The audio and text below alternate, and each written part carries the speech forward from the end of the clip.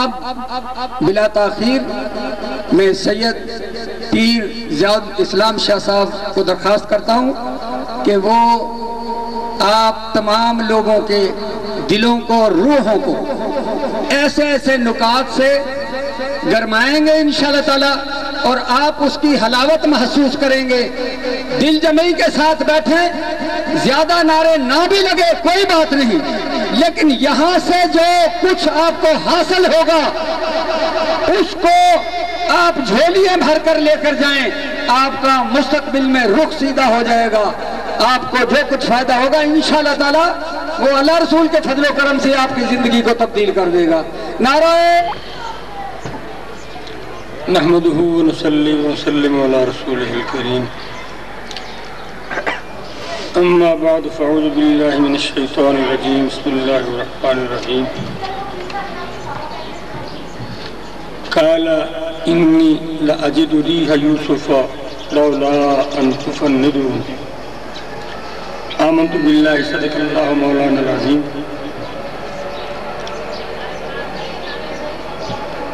قال الله تبارك وتعالى في شان حبيبه مخبرا وامرا، ان الله وملائكته يصلون على النبي يا ايها الذين امنوا صلوا عليه وسلموا تسليما۔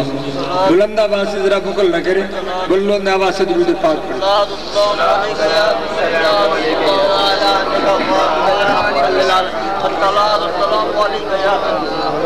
حمد و صلوات کے بعد سب سے پہلے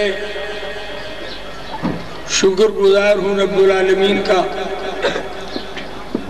جس نے بے پناہ رحمتوں سے نواز رکھا ہے، اور جن پہ وہ زیادہ راضی ہوتا ہے ان کو اپنے محبوب کی محفل کی حاضری نصیب کرتا ہے، اور آنے والوں کو کبھی خالی نہیں بھیجتا۔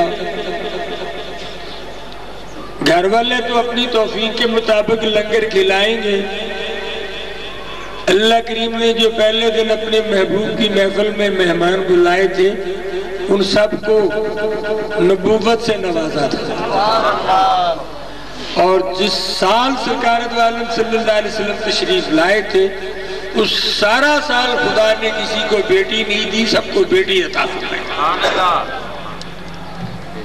میں دل کی گہرائیوں سے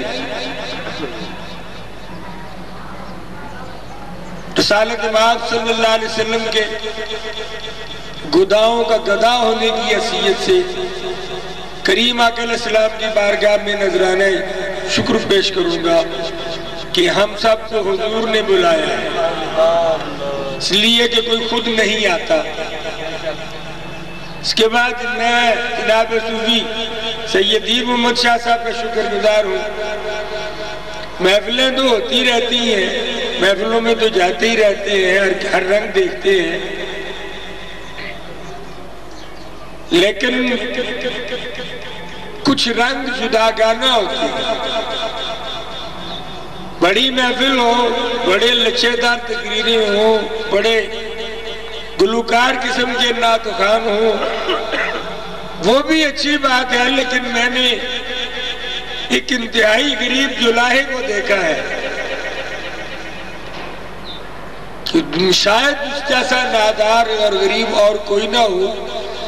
میرے جدی امجد یہ گواہی دیتے تھے کہ یہ جب بھی حضور کی میلاد کرتا ہے حضور خود ضرور تشریف لاتی ہے، وہاں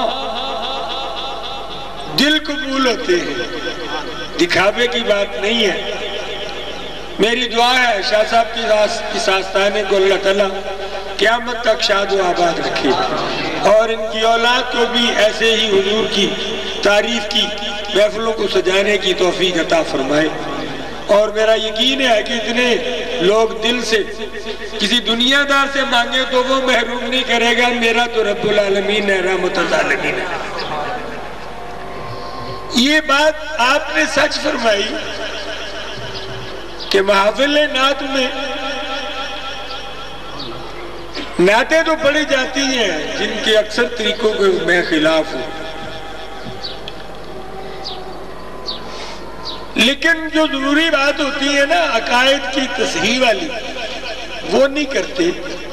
میں اس انداز سے آپ سے بات کروں گا کہ ہم بیٹھے ہیں، ہمارا عقیدہ یہ ہے کہ اللہ کے محبوب کی بڑی شان ہے. اگر آپ بھی بولیں گے اللہ کے محبوب کی بڑی، نہیں سارے نہیں بول رہے، میں آپ سے ووٹ نہیں مانگوں گا، وہ وقت گزر گیا، ان کے لیے تو ہم گلے پھاڑتے رہتے ہیں.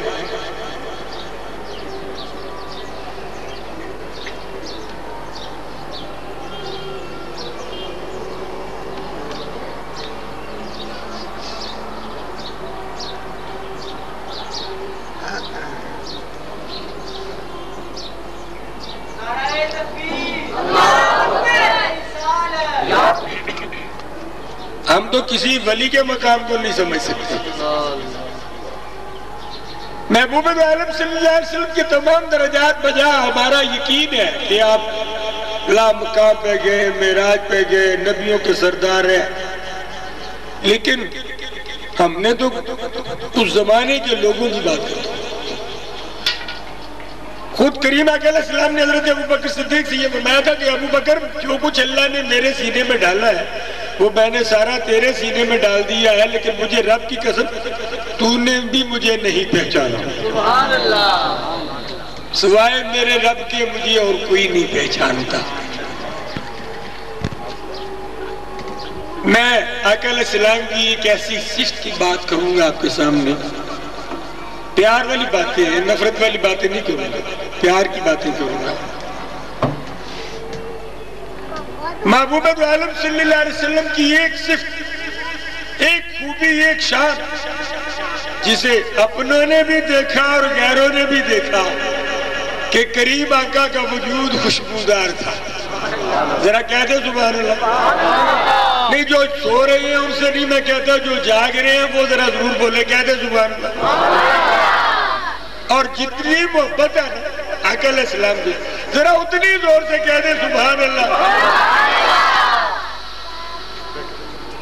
محبوب عالم صلی اللہ علیہ وسلم کا وجود اچھا خوشبودار تھا. سبحان اللہ. یار نے کہا بھی ذرا اونچی آواز سے کہہ دیجئے سبحان اللہ.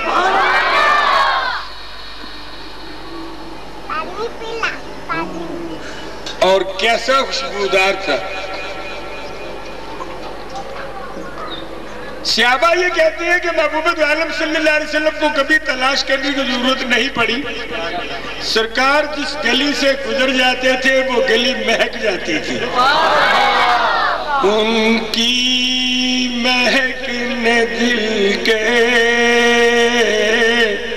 اونچے کھلا دیے ہیں.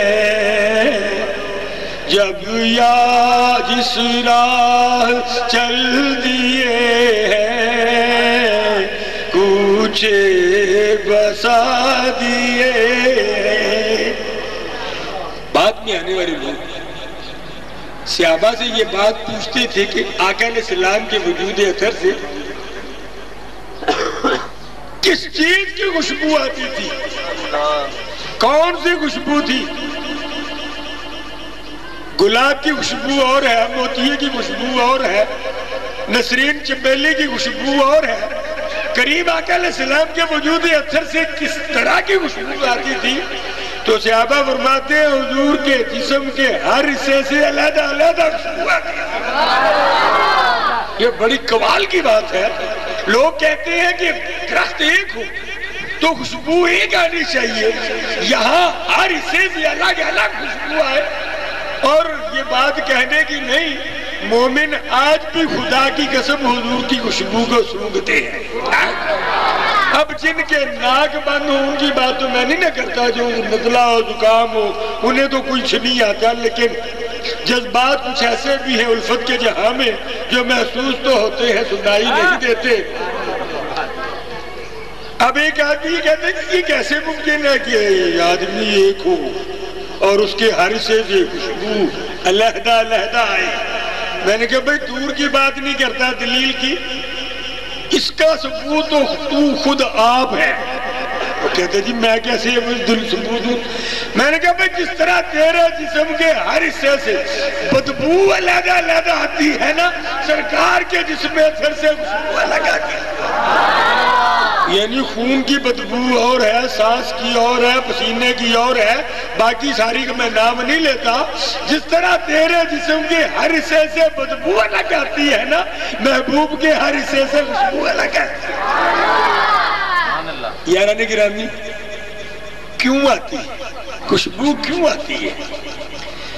اپنوں کے پاس بیٹھا کرو. میں آپ کو پتے کی بات کہتا ہوں. مجھ سے حرفاً یہ بات پوچھیں آپ تو میں دل کی گہرائیوں سے یہ سچ بتاؤں گا کہ حضور کی محبت کو اگر اس دنیا میں صحابہ کے بعد کسی نے پہچانا ہے تو وہ احمد رضا ہے. اور جو ان سے رتی برابر ان کے کسی عقیدے سے اختلاف کرتا ہے وہ اور تو سب کچھ ہو سکتا ہے، مومن نہیں ہو سکتا. میرا ایمان ہے.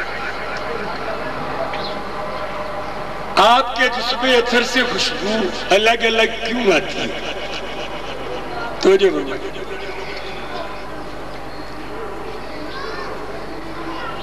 یاران گرامی، مکے کے کافروں نے بھی یہ گواہی دی کہ جب نبی کریم صلی اللہ علیہ وسلم کی ولادت ہوئی تو پورا مکہ خوشبو سے مہک گیا. پورا مکہ خوشبو سے مہک گیا. سیدہ شفا حضور کی ردائی ماں ہے، وہ فرماتی ہے کہ میں نے جب سے سنا تھا کہ حضرت عبداللہ کے جانے کے بعد ان کے گھر کوئی خوشی آنے والی ہے تو میں نے ایک بڑی اچھی سی خوشبو سنبھال رکھی تھی کہ عبداللہ کے یتیم کی خوشیاں کون دیکھے گا، تو جب اللہ اسے بیٹا عطا فرمائے تو میں اسے یہ خوشبو لگاؤں گی. آپ فرماتی ہے کہ میں اس وقت ولادت کے وقت قریب تھی، 4 ماہ اس وقت قریب ہے. حضرت شفا ہے، حضرت برکت ہے، حضرت ثوابہ ہے، سیدہ ام ایمن ہے. تو حضرت سیدہ شفا یہ فرماتی ہے کہ جب حضور کی ولادت ہوئی تو حضور کی اماں جی نے مجھے فرمایا تو اچھی سے لی ہے، تو نے تو وعدہ کیا تھا کہ میں تیرے لال کو، تیرے نگینے کو، تیرے ہیرے کو خوشبو لگاؤں گی، اب لگاتی کیوں نہیں ہے؟ تو میں نے کہا میری پیاری سہیلی، میں نے 4 بار شیشی کا ڈھکنا کھولا ہے، تیرے لال سے ایسی خوشبو آتی ہے کہ میری خوشبو کا پتہ ہی نہیں چلتا. آپ بات کر رہے تھے کہ خوشبو کیوں آتی ہے. میلاد کی بات ہے نا، میلاد کی، حضور کے نور کی بات تو پہلے لوگ کرتے رہتے ہیں، کرتے بھی رہیں گے. میں میلاد کے بارے میں عرض کرنے لگا. حضور کے جسم پاک کی دنیا میں تشریف آوری کی. امام فرماتے ہیں کہ جب وقت آیا نبی کریم صلی اللہ علیہ وسلم کے وجود اطہر کو بنانے کا، نور تو ازل سے تھے نا، اول ما خلق اللہ نوری، یہ نور اب اس کو جامع بدن کا پہنانا ہے نا. تو اللہ کریم نے حضرت جبریل امین کو بلایا، فرمایا محبوب کا جسم بنانا ہے تو میں اسے انسان کی شکل میں بنانا چاہتا ہوں تاکہ انسان ان کو انسان سمجھ کر رغبت کرے. اور انسان کے بارے میں میری سنت یہ ہے کہ خلق الانسان من حمأ مسنون، میں انسان کو مٹی سے بناتا ہوں، یار کو انسان کی شکل میں بھیجنا چاہتا ہوں. اور انسان کے بارے میں میری سنت یہ ہے کہ میں اسے مٹی سے بناتا ہوں، لیکن یار کے وجود کو مٹی لگانا بھی نہیں چاہتا، مٹی لگانا بھی نہیں چاہتا. اور یہ امام اہل سنت کا فتویٰ ہے. جس نے یہ کہا کہ نبی کے کپڑے میلے تھے وہ کافر ہو گیا، کافر ہو گیا.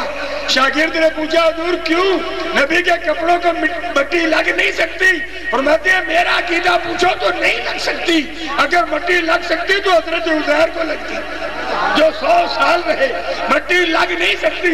اس نے کہا حضور اگر نبی کے کپڑوں کے ساتھ مٹی لگی ہو تو میں میلا نہ کہوں تو کیا کہوں؟ تو آپ نے فرمایا یوں کہو نا، مٹی نے حضور کے دامان رحمت میں پناہ دے رکھی.